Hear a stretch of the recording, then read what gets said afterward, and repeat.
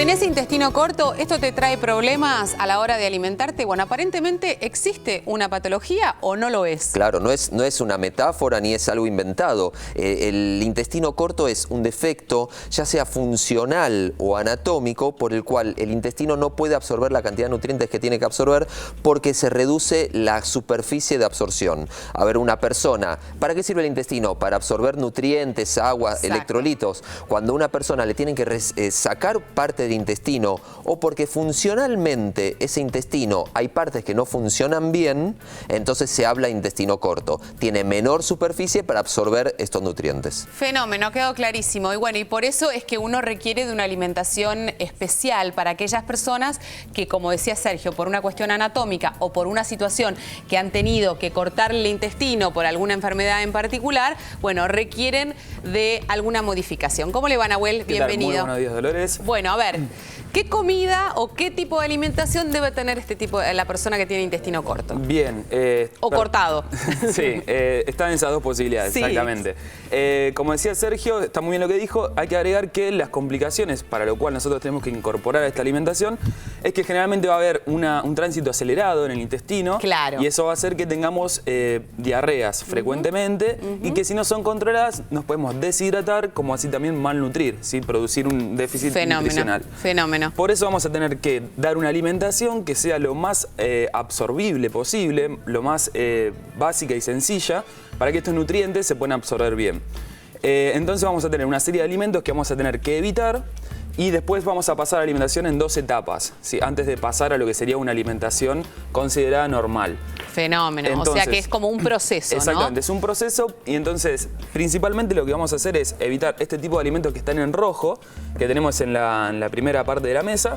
Vamos a tener en un principio hay que evitar todo lo que sea fibra y grasas. Entonces vamos a tener que evitar los vegetales de hoja, las pencas, las semillas, las cáscaras de frutas, las frituras también, las frutas secas, las semillas de lía, de chino, de sésamo, las legumbres. Recordemos que es todo lo contrario a aquello que nosotros habitualmente incorporaríamos si efectivamente tenemos tránsito lento. Lo que tenemos que hacer es que el tránsito se transforme más lento de lo que es.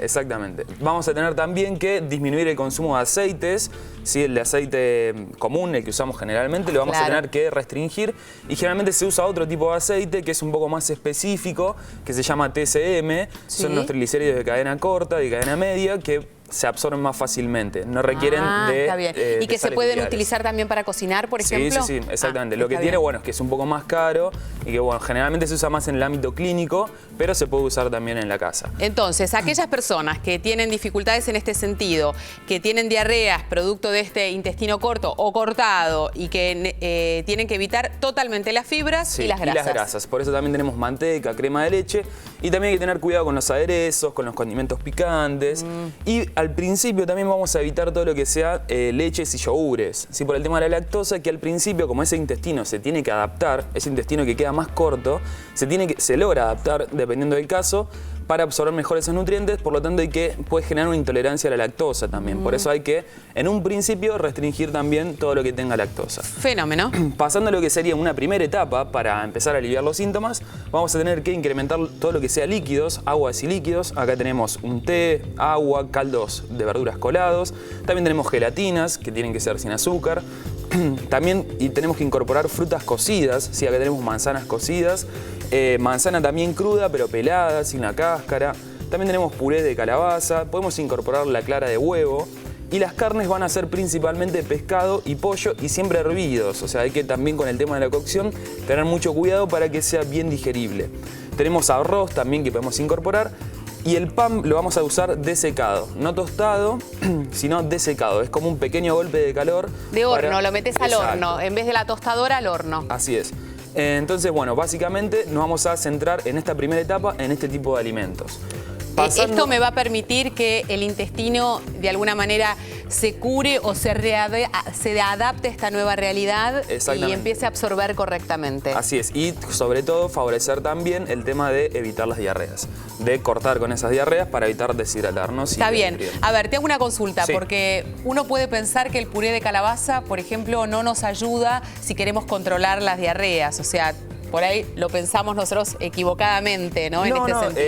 Lo que tiene la calabaza, principalmente, y también por ahí la papa, la batata, es una fibra de tipo soluble, que quiere decir que a nivel intestinal lo que hace se absorbe rápido. Claro, se absorbe rápido y también ayuda a disminuir este tránsito intestinal. Distinto de lo que veíamos al principio, que eran los vegetales de hoja, las lechugas, las selgas, ¿sí? Que tienen pencas y demás. Esa sí sería una fibra insoluble y que va a acelerar el tránsito, que es lo que recomendamos para cuando queremos justamente evitar la constipación, por ejemplo. Fenómeno. Bueno. Bien, pasando a una segunda etapa, la duración de cada una de las etapas va a depender también de la tolerancia del paciente. Se va probando. Hay algunos alimentos que le va a caer bien, otros que por ahí le va a caer mal, pero siempre se va probando, ¿sí? Es una prueba y error. Entonces, en el primer momento lo que ya dijimos, y pasando los días podemos incorporar, además de esto que ya venimos consumiendo, este otro tipo de alimentos. Acá en esta segunda etapa podemos empezar a controlar o a probar tolerancia con las leches y los yogures. Primero vamos a empezar, como tenemos acá en orden, en este sector de la mesa podemos empezar con leche deslactosada, luego con yogur descremado, por último leche descremada, va lo último, y también se pueden incorporar los llamados probióticos, que ya hablamos, que teníamos el Actimel o el Yakult, por ejemplo, que son marcas comerciales, pero hay otros tipos también de quesos llamados bio, que también se pueden consumir y son beneficiosos para favorecer la adaptación de este intestino. Fenómeno, fenómeno. Pasando a lo que es la incorporación de otros alimentos, podemos incorporar fideos, por ejemplo, pastas simples, con salsas simples también de tomates, bien cocidas. Sin demasiado picante, recuerden, que no sea irritativo. Muy bien. También podemos incorporar acá la carne de vaca. ¿Sí? Podemos incorporar otros métodos de cocción, no solamente el hervido, sino que puede ser a la plancha también, pero siempre tratando de que no queden productos de costra, de tostación, que eso va a dificultar también la absorción de los nutrientes. Está bien, eso es lo que se trata de evitar. Exacto. Entonces también podemos incorporar, en este caso, zanahoria, ¿sí? Y batata también hervida, en cubos, acá tenemos. Y en las frutas podemos incorporar banana, que también tiene esta fibra de tipo más soluble, que ayuda a disminuir un poco el tránsito. Y también podemos incorporar alguna fruta en lata, como el durazno o pera en lata, pero sin el almíbar, que recordemos que también son frutas cocidas. Está bien. El tema del azúcar también juega un papel importante porque lo mencionaste en la gelatina y también lo mencionás en el tema del almíbar, o sea, como quitarle el azúcar a lo que comemos. Sí, tenemos que evitar las cosas muy dulces también. Por el contenido serían hidratos de carbono simples, que se les dice, que están en los azúcares y en las harinas. Hay que tratar de evitarlo porque también tiene un efecto como acelerar este tránsito. Cuando el intestino tiene esta situación. Es por eso, digamos, no por otra cosa. Te hago una consulta. Aquellas personas que también tienen diagnóstico de colon irritable, que ha sido como muy popular en un momento de la vida hasta que se diagnosticó, por ejemplo, la enfermedad celíaca, todas las personas que tenían dificultades tenían colon irritable. Entonces, para aquellos que no son celíacos y que efectivamente tienen colon irritable, ¿qué significa? Que tienen dolor de panza, que tienen dificultades, que son intolerantes a aquello que comen, que inmediatamente tienen diarrea.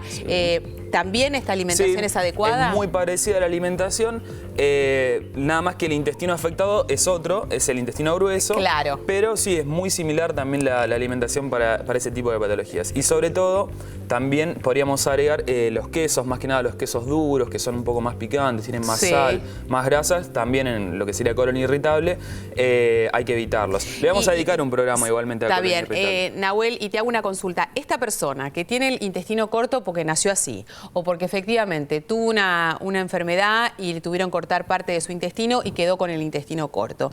Esta alimentación progresiva, tal cual vos nos las mostraste hoy, ¿es de por vida? En un principio va a depender, como decíamos hoy, dependiendo de la cantidad de intestino que se haya quitado o la cantidad de intestino que esté funcionando a pesar de que no se haya cortado ese intestino.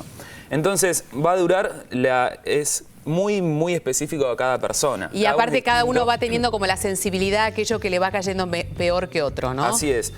Como vemos, es una dieta bastante básica, una alimentación bastante básica, lo cual puede requerir algún suplemento vitamínico y mineral, dependiendo del tiempo que se va a llevar a cabo. Está bien. Entonces, está bueno esto es como la etapa previa a tratar de pasar una alimentación un poco más considerada normal o habitual. Hay que tener en cuenta también como recomendación básica que hay que comer a lo largo de todo el día, pero pocas cantidades, poco volumen, ¿sí? No hay que llenarse demasiado cuando comemos. ¿Y esto por qué? Porque una de las principales preocupaciones es la malnutrición. Al el intestino no absorber correctamente, uno tiene déficit en este sentido. Entonces no tiene las vitaminas, no tiene los minerales adecuados y entonces empiezan a aparecer una sintomatología que nosotros la podemos decir, uy, estoy estresado, no estoy bien, estoy mal de ánimo. No, muchas veces se está mal alimentado. Claro. Entonces estás cansado, estás angustiado, te sentís deprimido porque no puedes hacer las actividades que habitualmente hacías. Está perfecto. Sí. Esto también es importante tenerlo en cuenta, que muchas veces, porque uno no llega al diagnóstico de intestino corto de casualidad, Sí, ¿no? sí, sí. Requiere de una cantidad de sintomatología que venga para analizar qué es lo que está pasando. Así es. También puede aparecer en chicos, Claro, es más congénito, entonces también hay que llevar siempre la consulta al pediatra si Por tiene algún supuesto. síntoma de estos. Bueno, entonces ya saben, la alimentación adecuada para aquellas personas que por alguna situación en particular le han tenido que cortar parte de su intestino o aquellos que nacieron con un intestino más corto. ¿Cuál es la problemática? Que no absorbe como debería absorber ese intestino si fuera de otro tamaño. Entonces adecuamos la alimentación para que no haya déficit nutricional. Bien, tenemos una placa, para dale, que cerrar. vamos a compartir. Sí. Dale. Entonces, de los alimentos que tenemos que tratar de evitar en este tipo de situación, para evitar los síntomas, vamos a tener que evitar las harinas, los panes y cereales integrales, evitar la manteca, la crema de leche y chocolates, evitar la cáscara, pencas y semillas de frutas y verduras, consumir las frutas y verduras siempre siempre peladas y cocidas. Sí, también coladas. Así es. También evitar las legumbres y frutas secas. Y, como decíamos antes, también evitar pimienta y condimentos picantes, evitar las frituras y las grasas de las carnes, preferir las carnes blancas al principio como la de pollo y de pescado y preferir siempre la cocción por hervido, al horno y al vapor.